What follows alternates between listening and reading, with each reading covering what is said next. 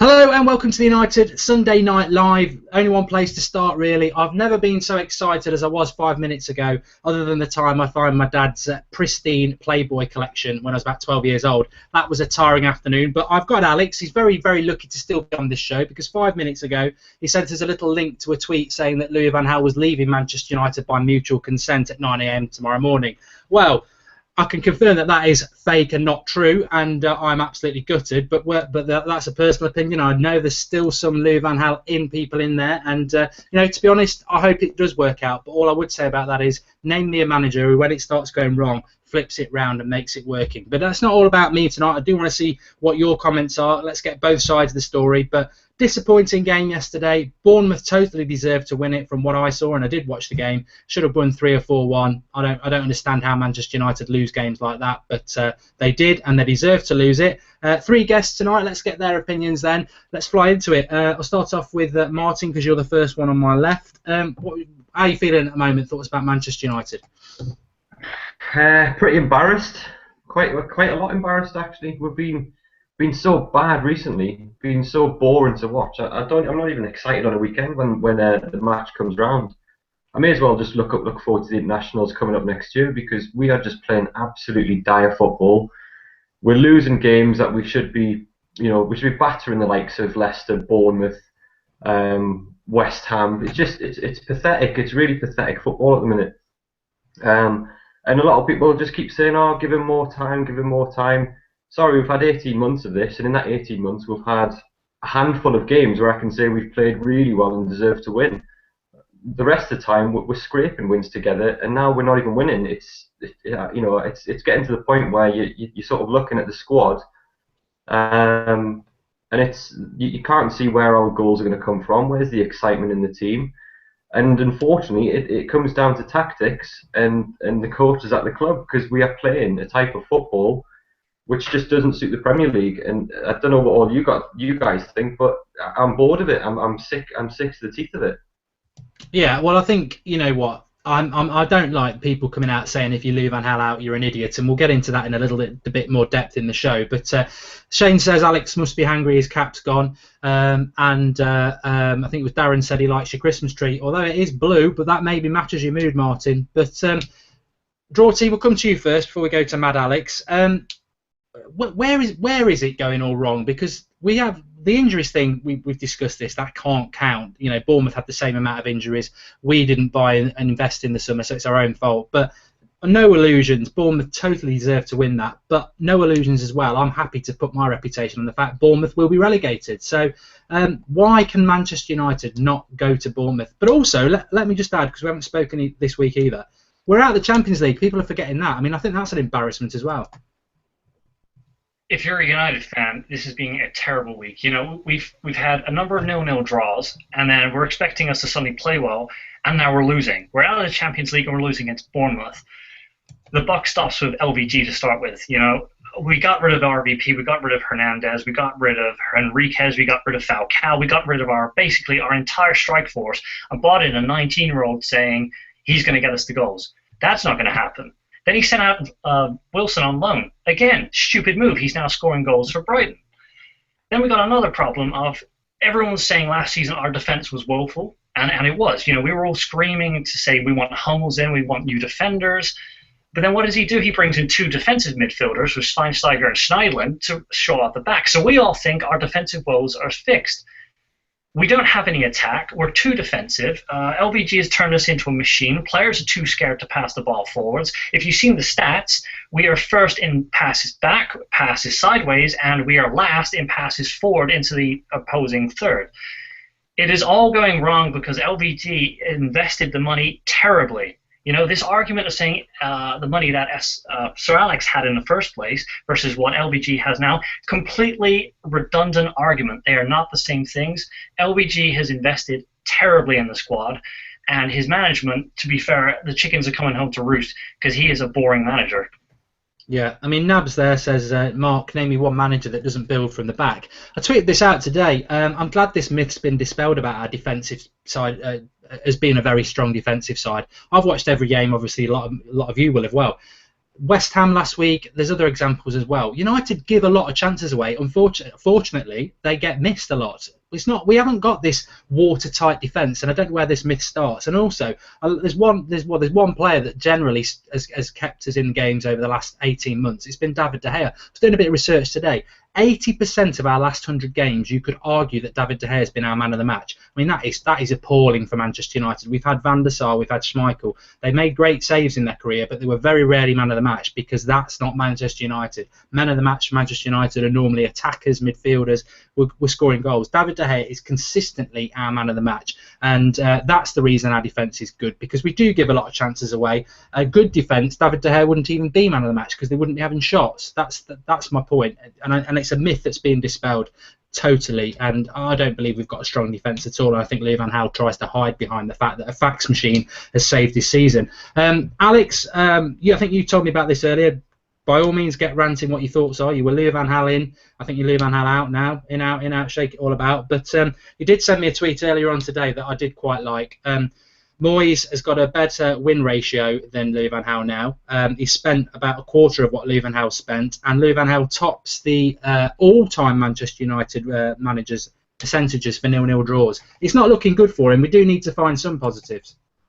Yeah, right. It was that Moyes has a better win percentage, but then I think overall Van Gaal's better because he's doing more draws. But it's still really ridiculous. But that point that you and Jorty now both said is something that I wanted to touch upon as well, about that you can call it luck or you can call it whatever, but we do actually concede like a lot of chances onto the goal. But even when De Gea is not pulling off brilliant saves, they're like being skied, like that Glenn Murray one yesterday.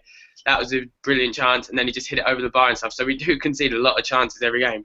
And also, I was saying on the show when me and you last did that other one about how Van Gaal's doing it to protect the defence and stuff because we were leaking a lot of goals last season, so playing two holding midfielders and all this. But then I was thinking about it, and I was saying that as like, oh, so we can't blame Van Gaal and everything. But then I was thinking about it today after the Bournemouth loss. I'm like, he has spent 250 million, and why did he not then buy a centre back? And like, he bought the holding midfielders, but he didn't buy a centre back. We were linked with centre backs constantly, and he just seemed to do exactly. And I think we were actually saying it in the summer at the time that he's done a Moyes, where Moyes chased Fabregas the entire summer, and then we ended up with Fellaini, and then Van Gaal chased Ramos the entire summer, and then we ended up with no one. So we just chased an unrealistic target that used us for a new contract. But that's fair enough. If that Ramos used us for a new contract, then we should have had a plan B, a plan C, plan D, and just brought in some other top defender. It doesn't have to be like the big name, but there are other good defenders about that would have improved our defence, so that we're not playing Daley Blind as a centre back. I mean, Leicester makes a good point. Need to get Stones in. Watch Red Rumours tomorrow night. He is mentioned. I think it's Martin who brings him up. So that'll be out at 4 o'clock tomorrow night. But it's interesting because I don't know whether you were involved in the conversation, Alex. I think it may have just been me. But I was tweeting with Neil Custis from The Sun last night because basically I said I think Woodward needs to go as well. It's not something we're going to dwell on too much in this show, but I do think he needs to go. I think he's an absolute shambles from day one. I think you can go back to the Moyes era. I think it's embarrassing. But he was saying, well, no, it's not his fault. He gets the targets he's been given. As Alex said there, Ramos spent all summer, didn't even buy a centre-back. Didn't replace Di Maria, didn't replace Robin van Persie, didn't replace Hernandez. I agree with Hernandez going, even though he's scoring goals all over the place. I do agree with him leaving. What I don't agree with is that we didn't replace him. And I think Muller, we probably wanted him, wasted all summer. I mean, it's just a catalogue of errors, and we've got a thin squad, and we are playing Daley Blind at centre-back, and we're playing 19, 20-year-olds, asking them to score our goals, and I think it's a farce. It's 18 months. People say it's not long. It's long enough to be culpable, and that's what I would say about that. But what I do want to defend Louis van Gaal about, Martin, is the fact that everyone says he plays really defensive. He played attacking football the last 2 games. He's definitely played attacking football. That attacking football involves leaving your defence and midfield totally exposed, because he played Carrick on his own yesterday and Bastian Schweinsteiger on his own against Wolfsburg. He played 2 number 10s, and basically what it was, not give the ball to Carrick and Blind and play long ball up to Fellaini. I mean, Mata may as well have just gone and sat in the stands and put his slippers on and had a couple of hobnobs with a cup of tea, because he was a total waste of time as number 10. But that's Louis van Gaal's attacking tactics for you, is what I'm saying. It's unfair to say he didn't attack. In my view, I think he did. I just think he's a hoofball manager. Yeah, I mean, the game midweek and yesterday was farcical, having Fellaini and appearing as a central defensive midfielder who doesn't know that position, constantly running beyond Mata then not really knowing where he should be playing. You look at the two games, and Fellaini got on most of the chances, and he's not even playing as either a number 10 or a number 9. It's not rocket science to tell the guy to stay in position, because then the likes of Schweinsteiger and Carrick have got the cover there. That's the idea of playing two central defensive midfielders, but we've been playing with one for the past 2 games, even 3 games. I mean, you've got Morgan Schneiderlin on the bench, who we brought in as a young central defensive midfielder there to break up the play, and we're playing Fellaini there. It makes absolutely no sense, and that is a tactical decision that has to be scrutinised. It's ridiculous. I mean, yes, okay, he's playing attacking football, but he's got to remember who the teams he's playing against. I mean, the likes of Leicester and Bournemouth, they're playing Manchester United for Bournemouth for the first time in the Premier League. They're going to want to beat us. They're going to come at us all guns blazing, and we just couldn't match them at all yesterday. It was an absolute joke. I know we've got injuries, but I don't even want to use that as an excuse, because we should be able to field a second team which is still better than Bournemouth's. And as you were saying there with the players who've let go, if you look at the squad we had this time last year, we had a better squad last year. Yes, I know we had injuries, but take the injuries out of it. We had a better team last year, capable of beating Bournemouth. And this year we've got hardly any of those players who were there with us anymore. We haven't replaced them. We're playing an entire team full of kids. And just as what Alex was saying there, when we chased Ramos all season, Otamendi should have been our plan B, and he went to Man City. Again, another ridiculous move that again comes down to, like to say, the board and Woodward and Van Gaal chasing people that really didn't want to come to the club. Yeah, and you're spot on about that. It's a good point. I think the last season's side was better than this season's, and to consider Louis van Gaal's only here for 3 years, and people keep saying he's only been here 18 months. He's over halfway through now. Our team's worse than last year. I just wonder where we're going. But Deepak, he says it was basically a 4-1-4-1 again, but a confused one. Carrick had to cover the whole midfield again, which is like Schweinsteiger against Wolfsburg. Ridiculous, really. But you gave Fellaini man of the match, Jorty, so I'm working in towards this. What I said about Fellaini was that he's over the last 3 games I've watched, and I think he's had 6, probably more, but 6 what I would call very good goal scoring opportunities, sitters. He's taken 1, and he did play well yesterday, but people get confused that I hate him. What I think he's shown over the last 3 games is that he's got a lot of effort, a lot of desire, and I commend him for that, but he's not a Manchester United player. He wouldn't be anywhere near a top 4 side, and if he's getting them 6 chances, he's got to be scoring at least half of them, and if he does, we probably have more points than we do. But you gave him man of the match. Dig yourself out that hole. Well, you're basing his performance over 3 games. You just said you're basing it, because he missed chances over 3 games. You only get a man of the match performance for 1 match, and yesterday he wanted it more than the other players. I'll tell you what, I forgot to say, Dorothy, as well. I was amazed he got subbed, because although he missed the chances, he was getting the chances. Powell came on, we didn't have any chances. The thing is, LVG completely set that team up for him. It was basically based around Fellaini. That was the game plan. You saw De Gea was giving crossfield balls to Fellaini. He was bringing it down on his chest. The whole game plan was to get Fellaini in there and hoof the ball across, which is what, Carrick was doing, which is how we got our goal. Fellaini, it's not his fault that he's kind of made the scapegoat. He's just the wrong player at the wrong club. But whilst he's there, he's going to make the most of it. I'm with you. He's not a Manchester United player, and I don't particularly like the way he plays. In fact, I think he's a nasty piece of work sometimes, where constantly elbowing, and he should have been sent off the last game as well. I don't particularly like him. But for that game yesterday, and based only on yesterday's performance, I had to give him man of the match because the rest of the team was terrible. And let me just say, if you have to give Fellaini the man of the match and you feel compelled to give it to him because the team is so terrible, then you seriously have a problem, and that's why I gave it to him. Yeah, very good point. And 20 times sort of picking up on roughly what we're getting at, I think, really. We need a Roy Keane type player that will drag through the others no matter what. I've supported United for decades, and consistently under Sir Alex Ferguson, we had not just a captain, we had 2 or 3 or 4 leaders on the pitch. We've got nobody at the moment. And I nearly gave Carrick man of the match yesterday, and the reason I didn't is he had the captain's armband, and he's not a leader. But he did have a good game, but he didn't get it because as captain, you've got to do more, and as soon as you have that, you don't. Alex, Pep Guardiola, there is apparently tomorrow morning an 8 a.m. meeting, urgent meeting for Manchester United. Now, this has been good doing the rounds. I don't think this is a fake thing. Apparently at 8:30, they're all watching Home Alone 2 with eggnog and mince pies. But Pep Guardiola is obviously going to have to do something sooner or later. He's probably going to go. This is my prediction because I think Manchester United will do the typical snooze you lose. Pep Guardiola will go to Man City, Ancelotti will go to Bayern Munich, and Louis van Gaal will probably get a new contract in January.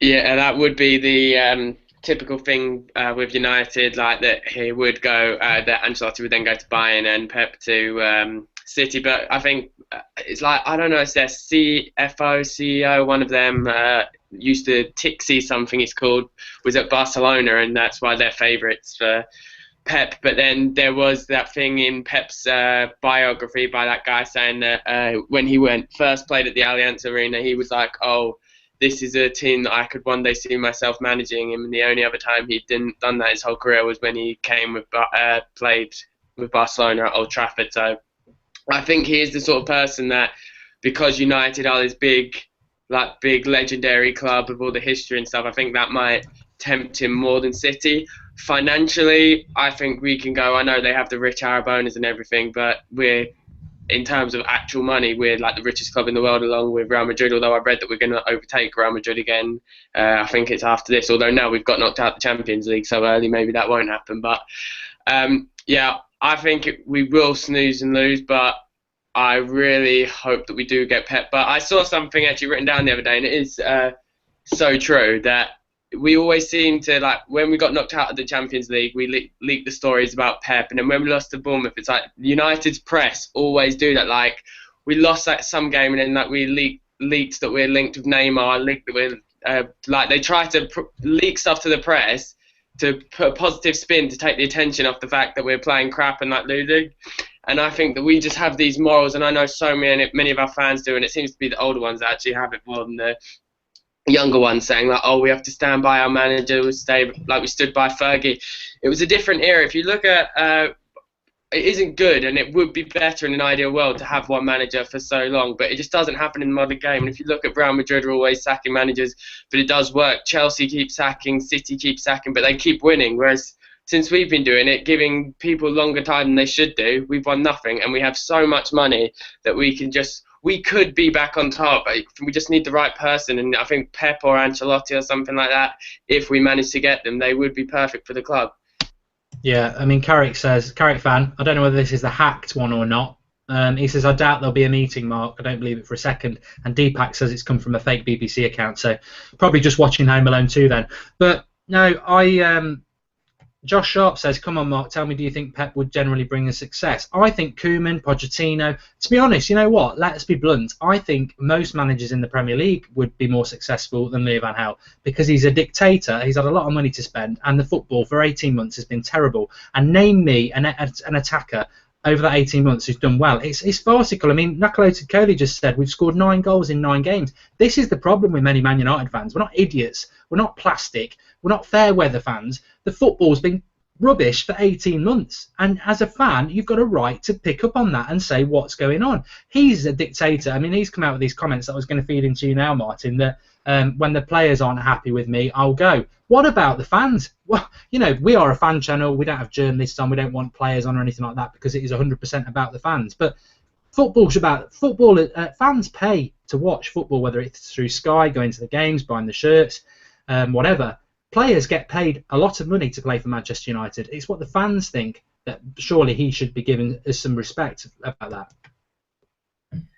Yeah, I mean, I used to really enjoy listening to his press conferences, but the past, I don't know, 4 weeks, 5 weeks, you know, he sort of hasn't come out and spoke the truth. Not once did he come out and said, you know what, I got it tactically wrong. Apologise to the fans.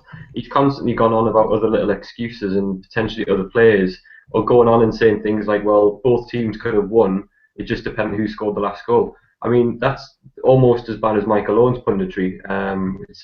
It's pointless. Um, I think my view at the minute is that I don't think he's gonna be sacked. I think if he was going to walk, it would be in the summer. And touching on what Alex is saying about Pep, I don't think Pep will go to City. I really hope he doesn't. I'm thinking that if Pep's wanting to come to United, he'll either wait and stick it out till Louis van Gaal's contract ends after next year, or something will go on in the summer. But I can't see us missing out on another top managerial target and letting him go to City and Ancelotti elsewhere. Because otherwise, who else is there that can walk into our team, into the club at the minute and do a job? And just touching again on the 18 months, it's been bad for even worse than that. I mean, since Fergie left, we've really been watching the most awful football for a good 2.5 seasons now.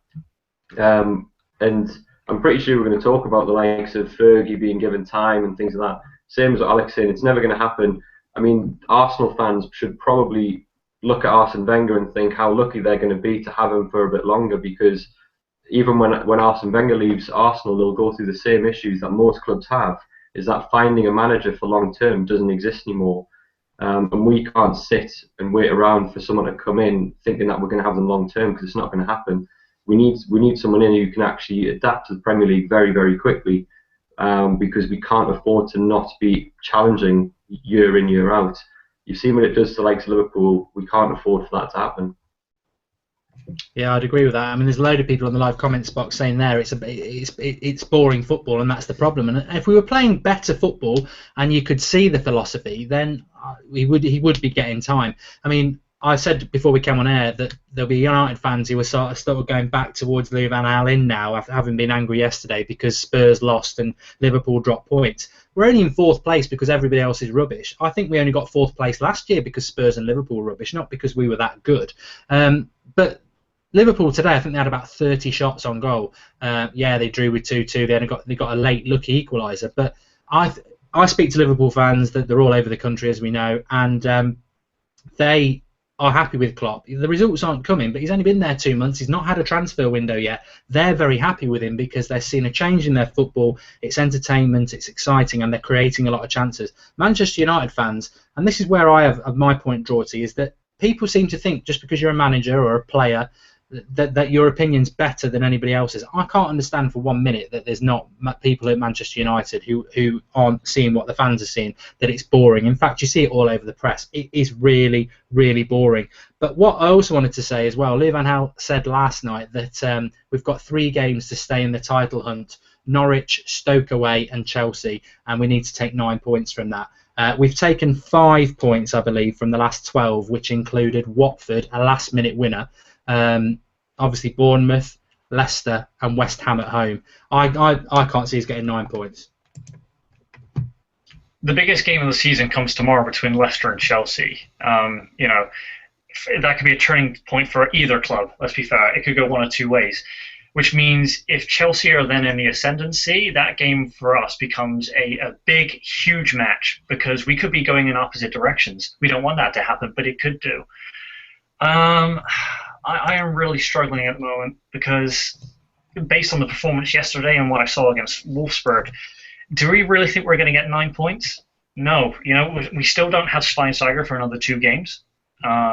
We still have a lot of injuries, and we're going into a congested Christmas fixture list, and it's not looking too good at the moment. We don't know if he has lost the dressing room, but we always say we're Manchester United, we should be like this. Why are we even talking like this? Since when did it become imperative that we beat teams like Norwich and Stoke? It's ridiculous. We got to a point now we're doubting ourselves. The old thing would be, yeah, definitely 9 points. And now it's a case of, oh my God, we got Stoke. They could do us, or even Norwich. Why are we worrying? It's pathetic. Yeah, no, I agree. And to be honest, I was just doing my sums there. We've got 5 points from the last 12. I think we will do well to have 10 from 21, because I think Norwich and Stoke and Chelsea, let's be confident and say we'll beat Norwich at home. That's 3 points. We won't beat Stoke away. They're playing really well. Maybe get a point, 4 points. And Mourinho has got to get 4th place. He won't come to Old Trafford to win. He will come not to lose, and I think that will be a point as well. So I'm not confident at all, Alex. I mean, Are you confident we're going to get top 4? I mean, for me, I was, and we spoke about on Wednesday. I said Louis van Gaal will get us top 4, and let's reevaluate in the summer, and I'll take 4th place now. I'm really starting to worry about it now. I think it's only the poor results of others like Spurs and Liverpool. I mean, look at Liverpool. They've taken 1 point from West Brom at home and Newcastle away. If they'd taken, 4 points, they'd be right on our back. Yeah, and can I just say, it shows what a tiny club mentality they are. If you saw the celebrations at the end, I didn't watch the game, but I saw it on Twitter, them going up and like doing all that and like cheering it that they got a 2-2 draw at home to a team that's usually fighting relegation. But yeah, in the run up to like we did a show, or like you were saying on the show like 2 weeks ago, 3 weeks ago, how we have this easy run of games coming. And then, which we did really on paper, we should have beat Leicester on paper. We should. I said top for Christmas. Yeah, oh yeah, top for Christmas. And on the Tuesday show, I wasn't confident about us getting top 4, but now I am more confident about it because I think we're just going to fluke our way to top 4 purely because everyone else around us is just going to drop so many points because everyone has been absolutely hopeless this season, really. City should be running away with it, or if not, then Arsenal maybe should. But everyone's slipping up against teams that you would never... It shows how poor the league's been this year, and no offence to them, because they have done really well. But that Leicester, if they win against Chelsea, they're top of the league again. It just shows how poor the league's been this season, and like Chelsea so far down, it's just been, I mean, for a neutral perspective, it's been an absolutely brilliant season, probably like the best season ever. But I think we will get top 4, but not of our own merit because we won't be particularly good. But then I think if we get 4th just by everyone else playing crap, then I think Van Gaal will stay another year. But what does it achieve? It doesn't achieve anything. I said in the comment section earlier that I actually think last season's team, if you put it up against this team, that they'd probably beat them because we were actually playing better. But this team is capable. It has got some brilliant players in it, but they just get, like you said, no attacking player has ever thrived in this team, and it's no coincidence. I know he's coming to a new league, but Memphis was banging them in left, right and centre in that league. Di Maria was brilliant at Real Madrid, leaves United, goes to PSG, and he started to be brilliant for them again. It's just everyone just gets all the creativity sucked out of them. And Mata, I don't know what's happened to Mata. He's just gone completely off the boil. I think he's fallen out with Van Gaal. I did see that in the Wolfsburg game that he apparently had a bust up with Van Gaal after it, like saying about being taken off. But one thing that no one's touched on yet, people in the comment section, I think Georgia or something said about Nick Powell for Fellaini was, oh no, it was Martin said it was a bit of a weird move. No one's touched on why in the hell, when we need a goal and Ashley Young's on the bench, does he bring Phil Jones on when we need a goal? Like, why? It just, that is the thing that mainly makes me Van Gaal out, because we can say, oh, we're unlucky with injuries, which is actually caused by his training methods, and the same with Arsene Wenger because they're old school managers and they train players completely wrong. But some of the substitutions he makes. Like Ashley Young, I'm convinced he's fallen out of Ashley Young as well because he hasn't got a game, like, even as a sub, and he was one of our best players last season, so I really don't know what's happening. No, I'd forgotten to bring that up. We'll go to Martin about that straight away, really. I mean, Ashley Young was given a new contract very recently. He's a professional player. He's been at the club a few years, and the last 2 games have been massive. We've got loads of injuries. He doesn't even bring him on at all. I mean, God knows what's going on there, but this is the problem with Louis van Gaal. There's no consistency in what he's doing. People on the comment spot there are saying, well, when Herrera gets back, we'll be okay. If you've been watching this show for 18 months, how many times have we been frustrated that he doesn't even pick Herrera? Yeah, I mean, Herrera getting injured, not just that he's injured, but the fact that it'll take him another 4 months to get back in the squad. And that'll only be because someone else will get injured who's playing at the minute, even though he should be starting every game, in my opinion. The funny thing is, yeah, the substitutions are insane, but you look at the fact we go away to Bournemouth expecting that we should be winning, and no one's picking up on the fact that we're always playing 2 central defensive midfielders every single game, away from home against teams that we should be battering, at home when we don't need to be sitting that far back. Yesterday we could have just played a flat 4-4-2. We realistically have the players to do it. You could have had Ashley Young on the right wing, obviously Memphis on the left wing. You could have had Marshall up top with Fellaini. You could have potentially, I would have even said you could have had Mata sitting in the midfield because that's where he was playing yesterday because Fellaini kept running past him. it's just ridiculous squad selections and the tactics. I'm so sick of seeing that same tactical lineup every single week, and then seeing defenders being subbed for defenders when we're 2-1 down or 1-0 down. I just don't get it. Nothing ever surprises me anymore because I'm expecting us when we're 2-1 down to go hell for leather, even start hitting the ball up to Fellaini if that's the case. But why bring Phil Jones on? What was the point in bringing Phil Jones on at the end of the game yesterday when we were already losing? It's not like he was going to pick the ball up and score a 30-yard raker. I don't know. I'm at a loss. I mean, I don't even know what's going to happen in the next game. I couldn't even tell you what squad we're going to pick, even if people come back, because if Rooney's fit, he'll walk straight back into that squad. And does it improve it? Not in any way. If anything, it'll make it even worse. Well, it's a good feed in there. I mean, John Rock says he blames Young for the goal against Leicester, which actually I blamed Young for the goal against Leicester. But let's be fair to Ashley Young. He's been playing fullback. He's not. I think he's a very good player, especially off the bench on either width. I think that's where he's dangerous, and we needed that sort of player. But he probably does blame him for the Leicester goal, and he's totally ignoring him at the moment. So I mean, I think he's lost the dressing room. It's sort of a double question there, Drawty. Do you think he has lost the dressing room? And also, some fans were saying, everyone's been proved wrong now that we miss Rooney because 3 games without our captain and we miss his leadership. I mean, what's your thoughts on that? On the first point of whether he's lost the dressing room, we're talking about a guy who says he believes in a philosophy. Well, here's what I think of his philosophy. I mean, here's a guy who talks about being a 100% human being. That's the first thing he said when he came in. He's on about their diet. He's on about how they live their life. He's on about how they play on the pitch and how they conduct themselves, of which he said from the very start he believes Wayne Rooney is a very, very good human being. First of all, that tells me he wants Rooney to play pretty much all the time. He goes in and he berates players. RVP pretty much idolized him in the Holland squad, and then he boots him straight out to Fenerbahce. So we know straight away he's not a likable character. Then he starts having the audacity to moan about the fans, saying we don't understand what he's doing. He doesn't know why we're moaning. He's almost really, really arrogant, and he's exactly the opposite of what his own philosophy is. I don't think he actually conducts himself to what he believes his players should. I think he's got double standards. He's a complete contradiction. And some of his comments have been absolutely mind-boggling. I think you need a PhD in bullshit to work out what he's saying sometimes, because it's dreadful. And as for Wayne Rooney, because you did just touch on Rooney, how can you justify paying someone 300 grand a week who doesn't perform at their job?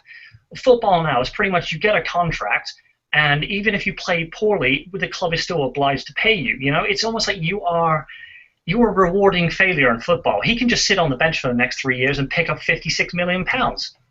It's ridiculous. I don't believe LBG even. I just don't believe in his philosophy, and I don't think he even sticks to it. It's poor. Well, we're going to try and find some positives for Louis van Gaal. I did tweet this out earlier for followers to give us 2 positives from Louis van Gaal. So I'm going to go to all the guests in a moment to give us theirs. But at O'Neill3 says, nope, he can't think of one. Or am I reading the right twist? No, I'm reading the wrong tweet. Idiot. Oh, God. Here we go. Give us 2 positives about Louis van Gaal's reign. Cogsy says, Evans gone, David De Gea stayed. Yeah, agree with that. MUFC1 Kid says, keeping De Gea and signing Martial. And Van Halen positives question mark says at Shamak. And at NTH09, development of Mike, signing of Martial. And at Don Diego Reggae, yeah, says a much more solid defence and midfield apart from the 2 last games, of course. Alex, what about you? What would your 2 positives for Louis van Gaal be? Well, with the solidifying up the defence, as we discussed earlier, I'm not really sure. I think it does flatter to deceive a bit with how many chances we do leak. But positives, signing Martial, I think he's going to be absolutely brilliant. And signing Memphis, I think even though he is a bit inconsistent, I think he will be brilliant as well, and keeping De Gea. But all of these, though, are they not more to do with Ed Woodward anyway than Van Gaal himself? So taking transfers and players out of it, I'd say 2 positives. I honestly can't even think of two positives because I think there are so many managers that could have done exactly what he's done. Like, what has he done? That, like, clearing out the crap players. What even semi-competent manager couldn't do that? I mean, I've waxed lyrical about him a bit at the start of the season, and I said, you know, his youth policy is really good, and he did clear out the dead wood. But unfortunately, actually, we'd probably cry out for a Cleverley or even a Johnny Evans at the moment. Certainly a Robin van Persie, a Nani, or a Hernandez. You know, maybe some of those players should have been shipped on if they'd been replaced. But the fact that they've not been replaced, the clear out now looks rather stupid. And as for the youth policy, well, you know, he does play a lot of youth players, but he only, you know, Pereira came on yesterday, unrecognisable, should have been sent off, clearly annoyed, frustrated, and confidence lacking. So, and he's our best youth product. So, and out of all these youth players, apart from people that have been signed, I mean, are any of them really that good already? You know, Varela, I gave him man of the match yesterday, basically because he's thrown in at the deep end. Same with Borthwick Jackson. You know, a lot of these young players, it's great, but they're not ready anyway. I mean, positives, Martin, couple for you? Mr. Mike Smalling. You've got to probably look at the coaching staff and Van Gaal with him because they have turned him into an absolute beast. The other, I'll probably say, finally finding a plane big enough to fit Anderson on to Brazil.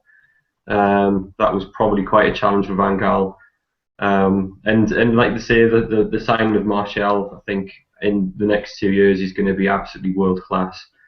But other than that, I mean, you would like to say that we're playing really good, solid football and we're keeping the ball well.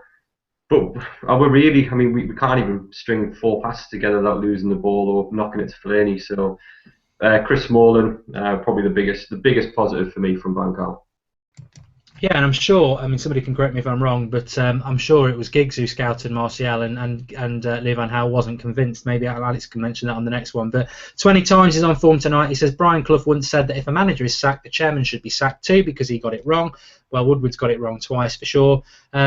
But yeah, I think my personal two, Drawty, would be Smalling for sure. But although I think that is a lot to do with the fact that he was quite injury prone, and we always said if he could stay fit and play a number of games and grow into that position, which he has done. And if you look at Smalling, a lot of it comes down to not positional sense, it's natural ability. And the Anderson thing is a positive because nobody ever misses him, do they? Apart from the takeaways in the Manchester area. But any couple of positives for you, Drawty?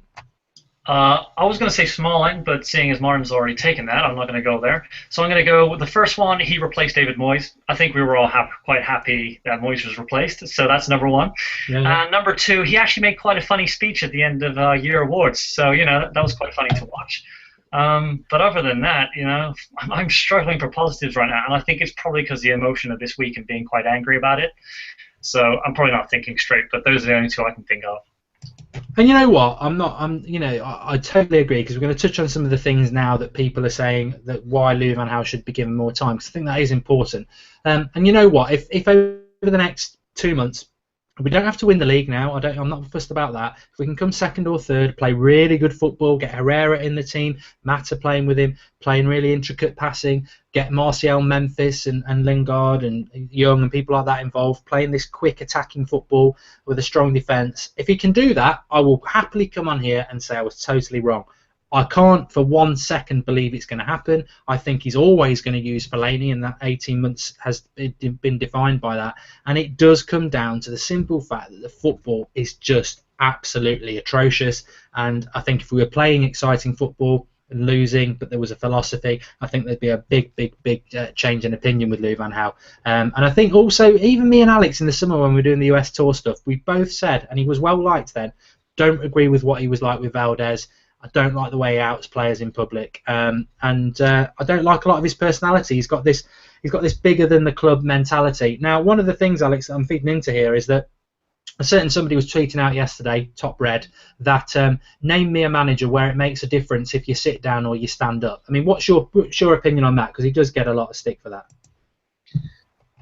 I personally think it makes a huge bit of difference because it shows that, from the one, that the manager cares. But how's he going to, like, you could see as the game's going on, like, certain things you need to change about the game, but he can't implement those changes while he's just sitting there taking notes the entire time.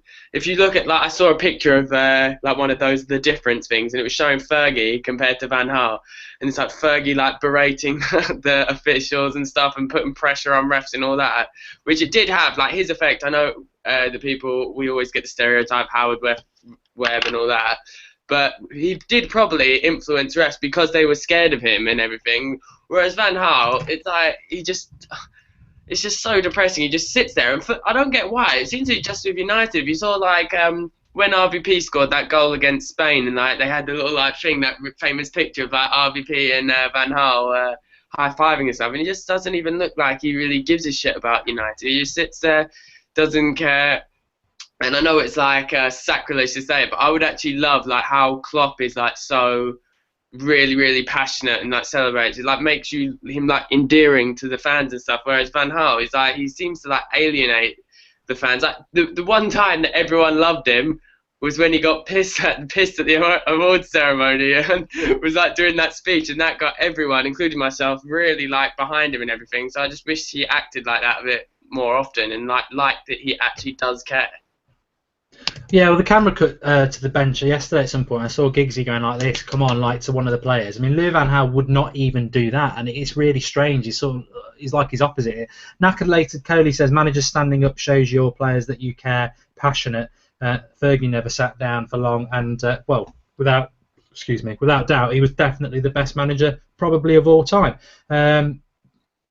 I find it baffling that people would defend him on that basis. I really, really do. As anybody, it doesn't matter what level you've played at, whether it's good or not. If you've got somebody on the sideline giving you a bollocking or giving you encouragement, it's better than somebody doing nothing. I mean, it's total common sense, and how people can say that doesn't make any difference, I'm really confused by that, Martin. I know you've played football yourself. I mean, where do you stand on that? Well, playing football, you know, at a decent level, and when you get berated and you get shouted at, you do up your game. There's no doubt about it. I think the thing is that there's a lot of time when we are giving possession away, and players do it constantly. And what he'll end up doing is he'll either sub them after 20 minutes and break the confidence. You want to see him off his seat and give them encouragement, and it's happening all the time. And the main culprit is Rooney, but he just seems to sit there for Rooney. He's more than happy to say, oh yeah, he played well, I've got confidence in him. Bollocks, I don't believe it. I genuinely think that he's sitting there on the sidelines, and sometimes it looks like he's actually already given up.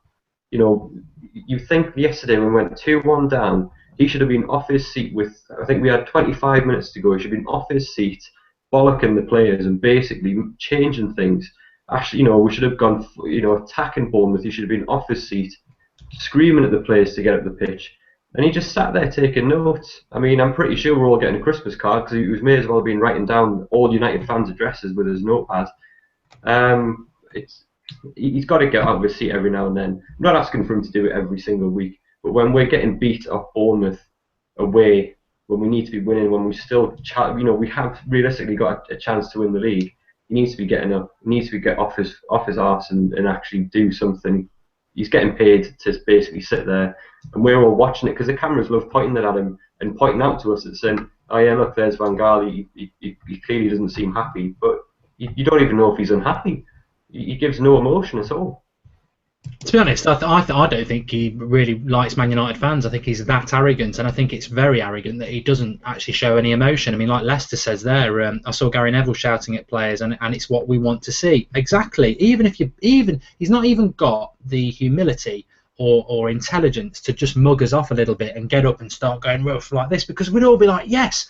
We don't, you know, it gained some of these Louis van Gaal out fans straight away because they think, oh, at least he's showing some emotion. But he's so arrogant that he doesn't even want to do that. It's poor, and I do want to see a Manchester United manager doing that, and I know for a fact that it makes a massive difference to a player, 100%. And anybody who thinks that it doesn't is wrong. I'm afraid. It makes a massive difference. But the other thing I wanted to touch on, Drawty, was this comparison. A few people have said this. It's not just the Super Red. There's quite a lot of people saying this, that you're plastic, you're not a proper fan, and it's a disgrace that you're shouting Louis van Gaal out, and you know you'd have done the same to Sir Alex Ferguson in the late 80s. Well, I'm just about old enough to remember that, so I will say what I think. But what's your thought about that? Well, first of all, do you watch Star Trek? I just want to know. Okay, well, basically, because if you know anything about Star Trek, you'll know about Vulcans, and Vulcans show no emotion. So I'd like to start calling LBG Mr. Spock from now on, because it makes perfect sense. But basically, you know, these so-called top reds saying we're plastic, tell me, just because you support Manchester United, does that mean you then have to support every player and every manager and every decision everyone at the club makes? Everyone makes mistakes, right? I'm not being funny, but I don't blindly back the manager and say he's fantastic. If my manager was doing a crap job at work, I would tell him about it. I wouldn't just sit there going, that's okay, you're a manager, that's fine, I'll listen to you, whatever you do. If he's a complete and utter douchebag, you know, I'm going to say something. But this other argument saying that, you know, we would have got rid of Ferguson in the 1980s if it was the same now, it's completely different. United had not won a trophy for 20 years, or you know, hadn't won a league for 20 years. Ferguson took over a drinking culture. He took over a team which was performing pretty much, you know, diabolically under Ron Atkinson. He was brought in to do a job. LVG is taking over from a manager who's built this club to a behemoth. It is a completely different situation, a different era. The arguments don't even stack up. People using that as an excuse is just so they can boost their own egos and feel better about themselves. It doesn't even make sense. Look, Ferguson brought in Gary Pallister. He brought in Steve Bruce. Yes, he bought loads of players and spent lots of money, but they become integral to the team, and we won trophies in the 90s. It's completely different now. He's bought in Angel Di Maria. Where's he gone? We shipped him out. He's bought really poorly. And if you compare the two, it is chalk and cheese. Completely different situations, different era, doesn't stack up. It's not plastic to say you don't support the manager. I'm sorry, but he's not a very good manager. No, to be honest, I mean, my personal opinion is that I think you're not a real fan if you even compare Sir Alex Ferguson's start to Louis van Gaal's. I mean, one of the glaring differences is that Sir Alex Ferguson, I think, had another 30 years of his career ahead of him. Louis van Gaal has about 18 months top. The squad he inherited wasn't a bad squad. It had the likes of Brian Robson in it, but United had basically been a cup team for about 25 years. They were nowhere near a league team. They had a drinking culture, like Draughty said, and he wasn't inheriting seasoned professionals who were league winners over many titles, like, you know, the likes of Evra, not Louis van Gaal, obviously, but Rooney, Carrick, Robin van Persie, some really top players, and also it wasn't the Premier League days. Yes, Sir Alex Ferguson spent money, but he spent a lot of it in England because you didn't have access to the best players in the world like you do now. It wasn't the Premier League. It's ridiculous, and also I think a lot of these people who are tweeting this nonsense probably weren't even alive or remember it anyway. But you cannot compare Sir Alex Ferguson's when he probably nearly did get sacked to Louis van Gaal now. It's worlds apart. And there is absolutely no correlation to it. So if people start having a pop at you about that, just laugh at them, because it is absolutely a ridiculously stupid argument. And it was a different landscape then. And I don't think a lot of people would have been Sir Alex Ferguson out, although actually there was a lot of fans who were. So and those fans who remember it probably were as well, to be honest. You get stuck in this little groove of there's a lot of United fans who go to away games who just I was reading about it today.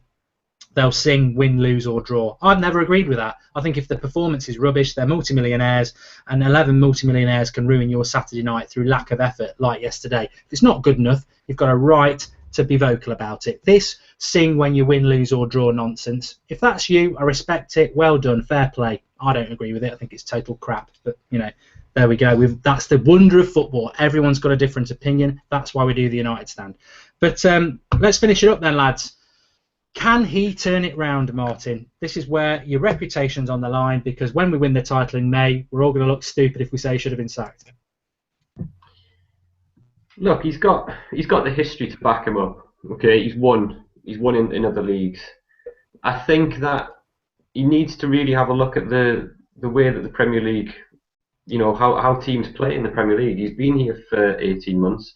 He needs to adapt. If he really, really wants to win something big at our club in the next year, because let's face it, he isn't going to get sacked unless something catastrophic happens and we finish, you know, 9th or something like that. He's going to be here. So, and this is the funny thing, because we're all getting on his back, and we are flirting with the sort of idea of Van Gaal. We are unhappy with him. We're speaking up.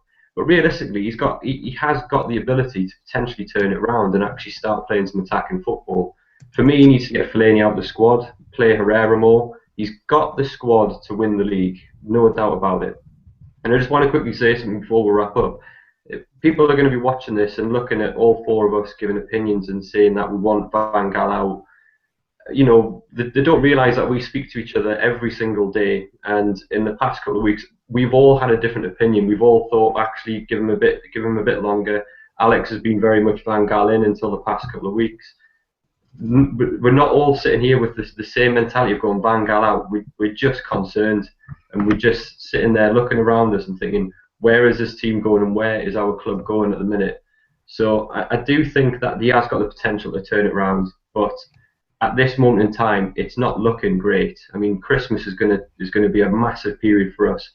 If we don't get 9 points or at least 6 points out of our next 3 games, we will be sort of sitting mid-table. There's no doubt about it, because Liverpool will start winning.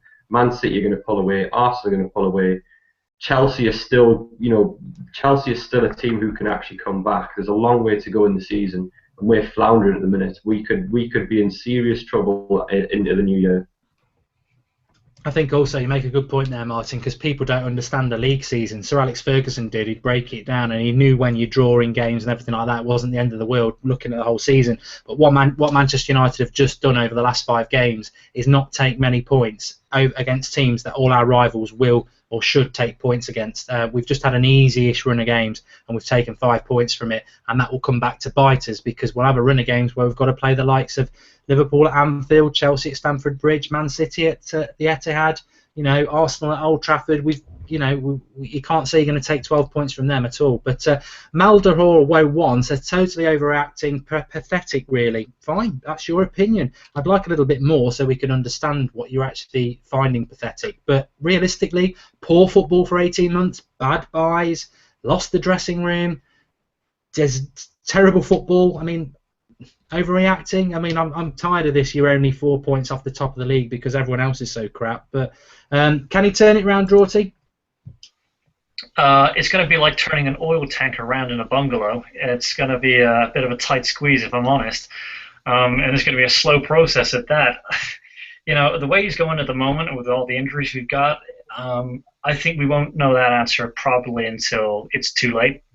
I hate to say that, but he's not going to change overnight, is he? He is who he is. He's a very strong-minded person, and he's been set in his ways. And he's a very experienced manager. I can't see him changing his style just to suit us. He's not that kind of guy. I think what we need to do is see what happens in January. If we do buy some attacking players, then maybe it'll change the dynamic of the team. I'm not going to sit here and say, yes, I'm LVG out now, because I think you have to give him January to see if anything does change, then assess it at the end of the season. But right now, yeah, it's a slow process. Can I just cut in quickly there and say, look, he's already spent 250 million. Would you trust? If you were the CEO, would you trust him to spend a load more money when he's already spent a load more and still struggling? You make a good point, to be honest. I mean, look at Liverpool. They spent atrociously with the money they got for Suarez. They keep getting bit part players, which wouldn't, be fit enough to wash the toilets in a brothel. But the problem with us spending, would you trust him with more money? Well, let's be fair. If we don't spend, we're in trouble. We have to. He spent so poorly. There's no way we can just say, right, we spent 250 million pounds. We're not going to spend any more. We're going to have to go in for players who aren't cup-tied, so immediately that brings down the level of player we're going to go for.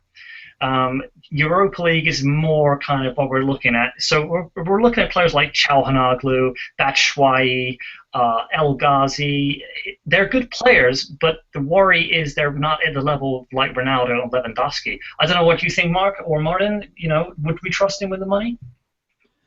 I'll come to Martin in a moment. I mean, Kev hopefully will be back on next week. It's a home game against Norwich, and he'll be there, so we'll be able to give us a good up-to-date on how, also what he feels. I don't know what Kev thinks, to be honest. But he did say as well, he tweeted out yesterday that why would the club trust him with another £250 million in the summer when he's going to go in a year, which is why I think he'll get another contract in January. But it is interesting as well. Red Rumours tomorrow night at 4 o'clock. There is a strong rumour from Manchester United. I think it's quite well known that they are going to go for a future Ballon d'Or winner, £70 million in January. Who's that going to be? Watch the show tomorrow. But Martin, I'll come back to you before I go back to Alex, because you have just said there he won't be sacked guaranteed. He'll either walk or go at the end of his contract, which sort of feeds in with what Drawty says there. I mean, if he's going to do the end of his contract, I agree he won't be sacked, but if he's going to go at the end of his contract, that means the board are going to trust him with a load of money. Again. Yeah. They're not going to give him hundreds of millions in January realistically, because there's just not realistic targets that we can get. To me, I mean, this sound, you might think this is ridiculous, but I think we may as well pull Januzaj back off loan. That might not happen because I think Dortmund have got him for the full season. We do probably need to spend in January, but when have Man United really done it and actually, had the actual benefit of those signings? He's not, any attacking player he signs is going to be good for 4 weeks before the philosophy kicks in and he breaks them, a bit like Martial and Memphis. So I can't really see us sign anyone in January, but I think you'll get a full transfer window again next summer, and you'll spend a lot of money again. There's no doubt about it.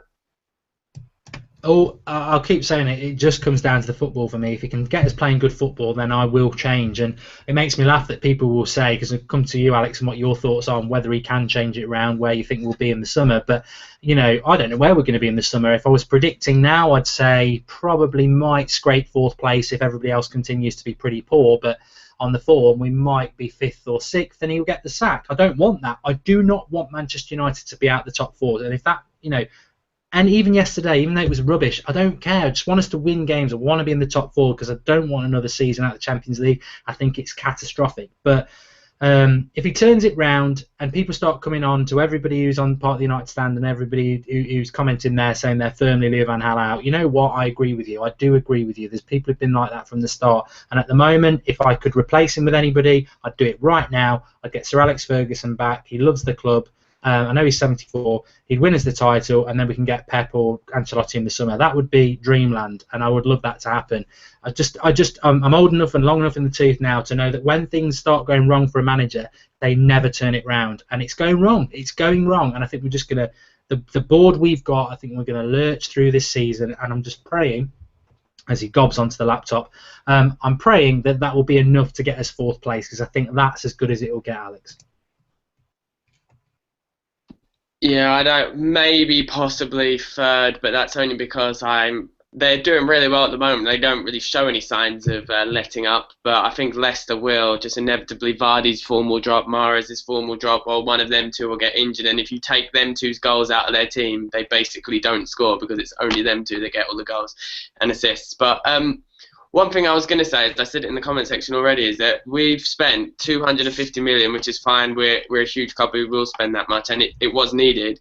But if you look at Bournemouth, their entire team, I think, cost £2 million, and under Eddie Howe, they play much, much better football than us, and they lost all their best players. They lost their record signing to injury. They lost Wilson, their best striker, through injury, and yet they still completely played us off the park. I think I was listening to TalkSport yesterday, and they were saying if you were to take away like the history and everything, and you weren't to know who the top team was that had been dominating for all these decades, you'd think it would be Bournemouth was the top team and not United because of how they played, and they just literally played us off the park when with a squad with like a core of English players for 2 million. So it just shows that the